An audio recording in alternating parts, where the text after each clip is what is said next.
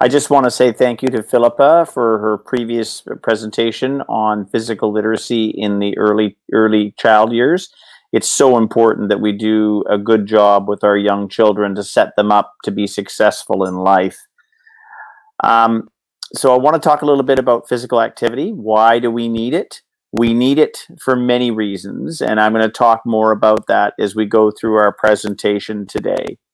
We know that today there are a lot of influences on many people, especially our young people, to distract them from being active on a regular basis. We know social media and the internet and all these different social media processes and programs are out there.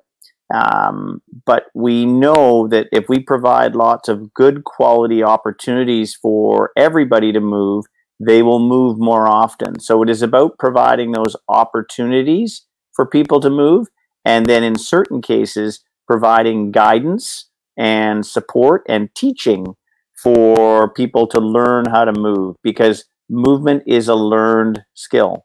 It is something that some people can do easier than others, more easily than others. And some people need more practice, movement practice, if we think about it from that perspective. We also know that when we do move, we get a whole bunch of positive things happening. We get a better brain, better muscles, better heart, better social life, better productivity. Everything's better when we provide more opportunity.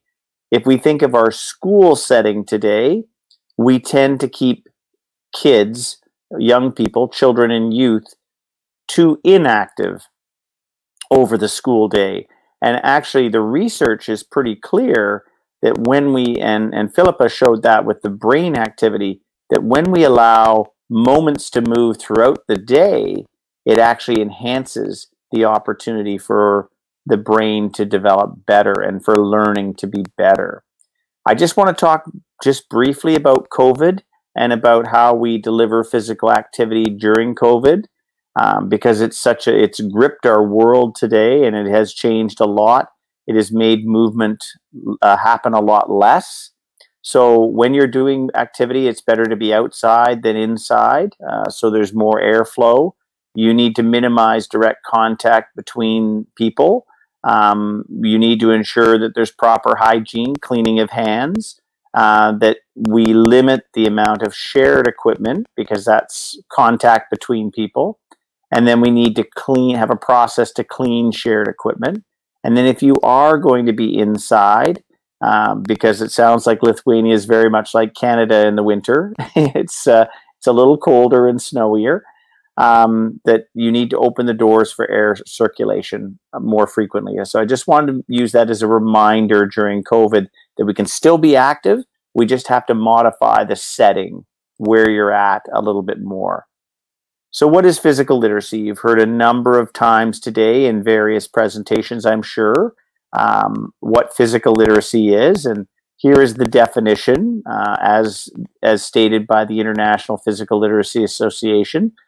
It is the motivation, the confidence, the physical competence, the knowledge and understanding to value and take responsibility to engage in physical activities for life. It is about being a mover, a confident mover, and being a mover on a regular basis. And how do we actually help people move more often? And so there's lots of things that can prevent that, but there's lots of things that can help people move more often. We know that when we help people, whether they be children, youth, adults, or older adults, when we help them develop a level of competence, physical competence, some people call it ability, then over time, and done properly and done in the appropriate way, it can help them develop a higher level of confidence to be moving more often. And if those movement activities are satisfying, enjoyable, provide positive feedback, and there's a better understanding about them, that can help motivate people to move more often. They're going to come back and do it again because there was a level of satisfaction that went on during that. And the idea is to recreate that cycle over and over again so that we continue to develop, we layer on top of each other more and more competence to build all these other components.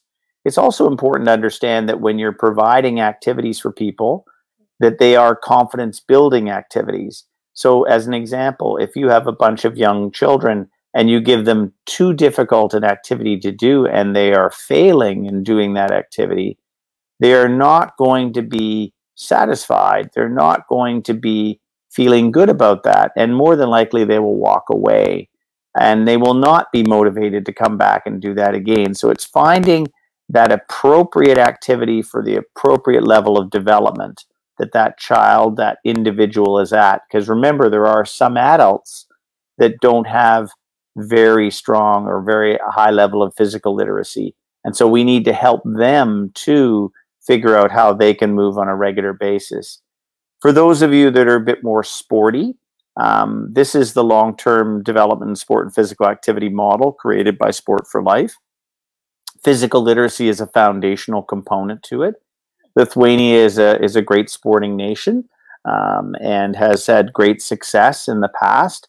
The idea is, how do we create an opportunity for people when they're very young? Active start, fundamentals, learn to train. This is generally 3 categories that make up the first 12 years of life.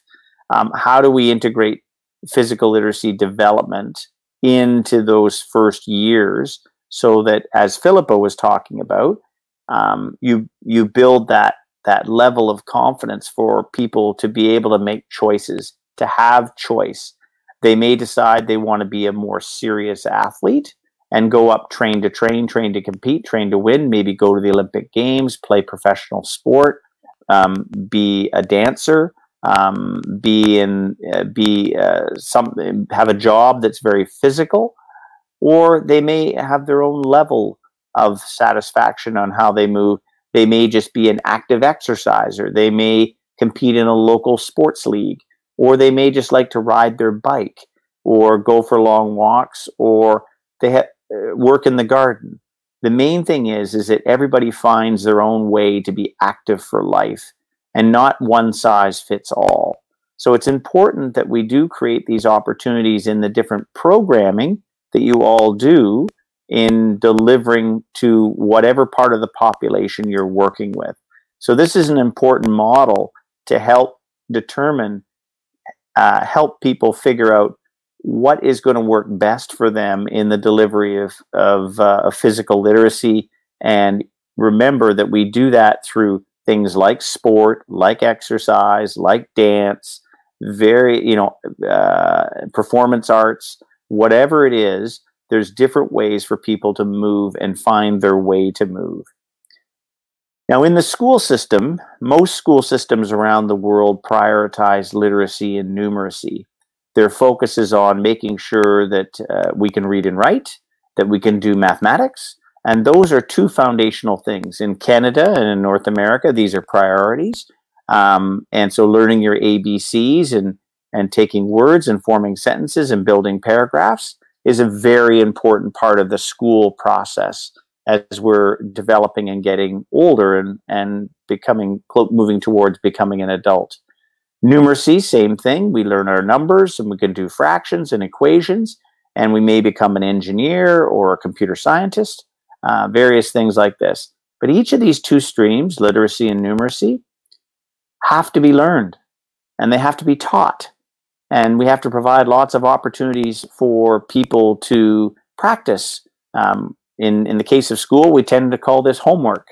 And so with literacy as an example, in our society in Canada, and I'm sure it's not much different in Lithuania, is that we have literacy so embedded in our society that when our kids go to bed, when our young kids go to bed, we generally will go and read with them. And they do reading practice, reading homework when they go to bed, but we make it fun and engaging and have fun stories that are interesting and build confidence, and their kids are motivated to come and do it again the next night because we make it a positive experience. So those are entrenched inside of our society. Toys have letters and numbers on them so that children, when they're learning, when they're growing up, they're seeing these things, they become more recognizable. It's not any real different than with physical literacy. The ABCs and 1, 2, 3s are fundamental movement skills. We need to learn our fundamental movement skills. We need to have those foundational pieces. As Philippa was talking about, if you don't have those foundations, you will be limited in your activity in what you do. So once you learn how to run, throw, or wheel, you can put those sequences together and be able to do different tasks. But just like literacy and numeracy, we have to learn how to move. And remember, some people can learn quicker. So you've seen those young kids who you show them once, they have it down pat, and they can go off and do it. And then there's other kids who need more practice. And we need to provide those opportunities for those kids who need more practice to have that practice. And so it's important that in the school setting where kids are captive Monday to Friday, generally all day, that we provide more movement opportunities so that they can learn and they can develop more competency throughout their day. As Philippa was talking about, there's different types of fundamental movement skills: body control skills, locomotor skills, object control skills.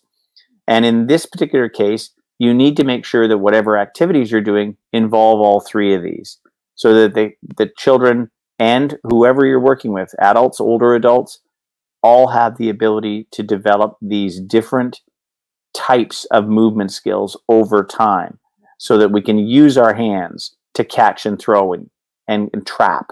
We can use our feet. We can move around freely on the land, that we can jump, we can hop, we can skip, we can control our body in balance and in various activities. We also know that it's important to do activity in different environments, or some people call them settings. We tend to do most of our work on the ground. So whether it's on the grass or the turf or the gym floor or the asphalt, the street, wherever, at home, we generally tend to do these skills on the ground.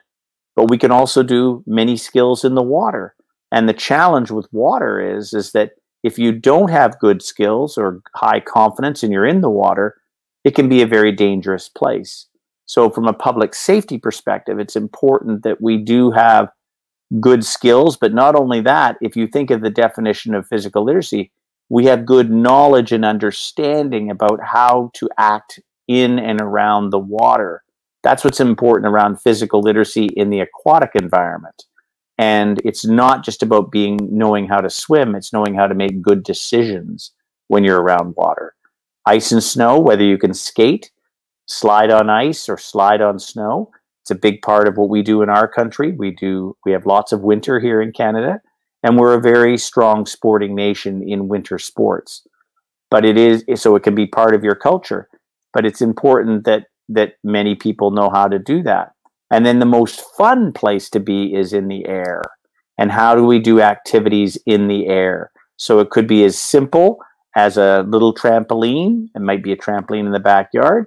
It can be more in the sports setting, like diving or gymnastics or freestyle skiing, where you're throwing yourself up in the air and doing different activities.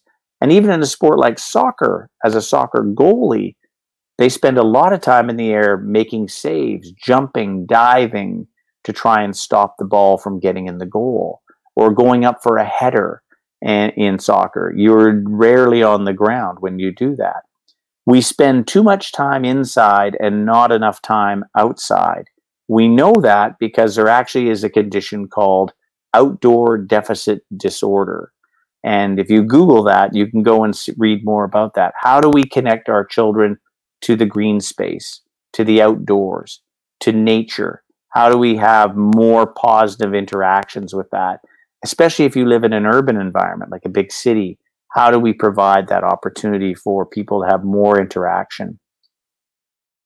When developing physical literacy, it's important in your programming. So whether you're a sport coach, a teacher, an instructor, a leader, it's important in the design of what you do to really make sure that we try and enhance the confidence and the competence and the motivation of that to develop physical literacy.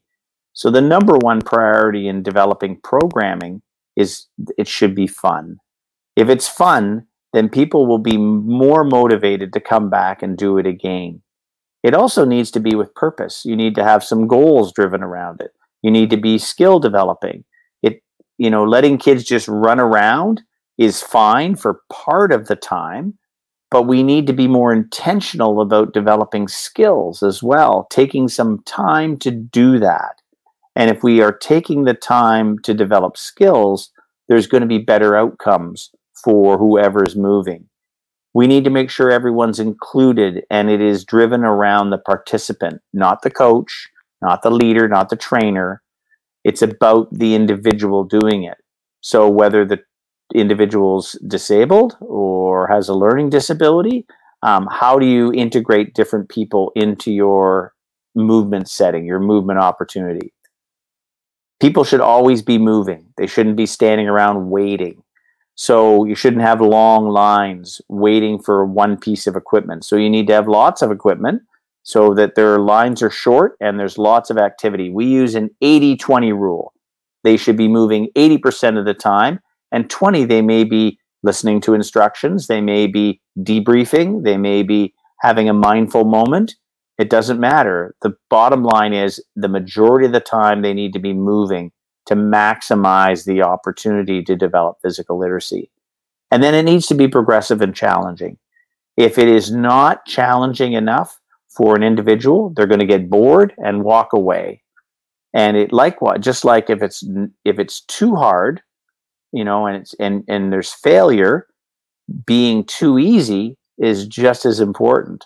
Okay, that we make sure that the programming is progressive and that it's building upon what was done last time, and that over time people can find their own level of mastery in whatever they're doing and whatever skills they're learning. We know that if you can do certain fundamental movement skills, you will have the confidence to try different things. And whether it's sporty things or other activities in life, we want to provide the foundation for people to be able to do things. And so if you can throw, you're going to probably there's a greater chance you'll have the confidence to try different throwing activities. If you can balance, you may be more confident to try riding a bike as you're doing things. So it's a pretty straightforward kind of approach. Is we want to build the ability, the competence, the confidence, and the motivation for people to do things. And then we want to provide lots of opportunities for those activities to happen. We know that physical literacy is developed over time. It is a journey. It's not like all of a sudden sometime in your life, oh, I'm totally physically literate. That's not the way it works. It is a journey where sometimes you will be doing more developing of physical literacy and sometimes less. What's important to understand is that, like reading and writing, to learn how to become more literate, you need to read and write. Well, with physical literacy, you need to do activity. Physical activity is the reading and writing of physical literacy. And so activity needs to be quality, and it needs to have all those different components to be able to develop appropriate skills. When we do physical activity, we generally develop physical fitness. We become stronger, we become more flexible, we gain more endurance, all these different fitness components when we're depending on the type of activity that we're doing. So when we actually develop a higher level of physical fitness and we are more physically literate, we develop durability. And that's what we want to be. We want to have more people that are durable. Some people use the word resilient. That's another word that can be used here as well. Being able to engage with your environment and have a quality experience is really what we're trying to do. You're less sick, you have a higher quality of life, you can do more things, you have more choice, all these things over time. So I just want to talk for a moment about inclusive physical literacy. So what it is and how we can achieve it. And how do we make sure that we include everybody in what we're doing? By definition, physical literacy is inclusive. It is a concept accessible to all. It does represent a unique journey for each person. It can be cultivated and enjoyed through a range of experiences in different environments and contexts, depending on who the individual is. It needs to be valued and nurtured throughout life, and it contributes to the development of the whole person. So it is important that we do provide opportunities for the wide swath of people that are in our society. We know statistically that 56% of persons with a limitation do no or little physical activity compared to 36% of people without a functional limitation. So that people who have a disability or have a different level of ability will be less active. So how do we create, again, those opportunities for people to move? We know the rate of obesity prevalence among young people with a functional limitation is 3 to 4 times greater than for people with no limitation. So it's really important that we do provide opportunity for them to move more often. And how do we create a more universal accessibility? I'm not going to read this for you. You can see it, or maybe for translation, I guess I better. Universal accessibility applies to a product, a process, service, information, or environment.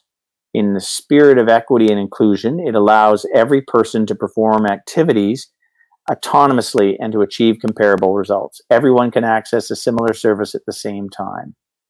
So when we're talking about making things more fair, we want to look at equality versus equity. So equality means that everybody has the same thing. Equity means that everybody has the appropriate thing to make things so that they can all participate equally. Accessible programs look like this. There's about attitudes of communication, architecture, and programs. Everyone's welcome. There is open to learning and feedback. We make changes to improve and include more people. We use inclusive language. We have diverse photos, and we make sure that people with disabilities can read the font, and there's high contrast for people who may be visually impaired. With the architecture, we have symbols and signs sometimes instead of words. We have automatic doors and washroom counter heights and ramps for people who may have a movement disability. We've adapted equipment, and we have a welcoming environment and trained leaders and coaches who participate in what's going on. Lastly, I just want to share what we are doing in trying to build physical literacy into communities. We've created a program called Physical Literacy for Communities that we now deliver across Canada. We are working with Sweden right now in the delivery of this type of programming into Sweden, and we're delivering into the Caribbean as well, in Trinidad and Tobago and the British Virgin Islands. It is about education, recreation, health, and sport coming together to educate, train, and sustain programs in their communities to intentionally develop physical literacy, to increase wellness, to increase health, to increase physical activity, and to increase the development of physical literacy. This type of programming is intentional and it's purposeful, and it makes sure that we are focused on developing physical literacy at the community level in everybody's neighborhood. I want to thank you for your time, and I hope you've enjoyed your day at the conference. Thank you very much.